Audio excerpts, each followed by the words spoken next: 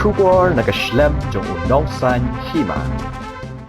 Kahakun yalakai jong ka West Coast Hills under 19 ikna kandhei kalayo ban Khur ya kanam Lahduh haka Lympung yalakai cricket ya ka balatip kum ka inter district cricket tournament arhajar arpway girls under 19 ya ka balapenlong da ka Meghalaya Cricket Association haka ba ka West Coast Hills District Cricket Association kalahishim ya ka benda ban pediang ban penlong ya ka tai ka tournament hamadan mau ka diang Katai ke nam tam jong ke West Coast Hills kalawan hadin bakalayo ban penlim no da arp khnai run ya ka kenhun yelakai jong ke West Garo Hills ha ka jing yelakai final persya ka balalong ha ka san terik uyayong arhajar arpway haba pai sa katai ke jing yelakai final ha bedeng katai ke artli ki kenhun ya ka jing ya kenting pisa la job da ka West Coast Hills ka bala jedru ban tit nengkong ha ka ba kalayo ban kamai shispa lai punyo run nagi arpo overs kadba laingut ki wicket ki lahabno shushu hababe ya katai ki jingka run ka West Garo Hills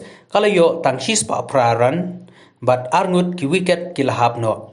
kumta kala penlong ya ka West Coast Hills bakan job da arb khunai run kabalalong shisha ka jingila kai kaba itenan hakani kesngi ya kanam highest run score layo ban Khur da ka sanchi sa em sangma na West Garo Hills kabalayo arspa san punriu run ya kanam highest wicket taker layo ban Khur da ka emisa keni warjri na West Coast Hills kabalayo shim khnai wicket shushu ya kanam promising players layo ban Khur da ka fenisha nongrum na ka West Coast Hills ya kanam players of the match layo ban Khur da ka dublen nengnong kabalayo sanpueran na West Coast Hills kadba ya kanam players of the series layo biang da ka sanchi sa em sangma na West Garo Hills kabalayo arspa san punriuran mat saw wicket badia kanam best wicket keeper layo ban Khur da ka Monica langdo na East Coast Hills hakatay kasngi yaki kusnam lasam da kongsan uba Maximilian Bursat MLA ka nongsoy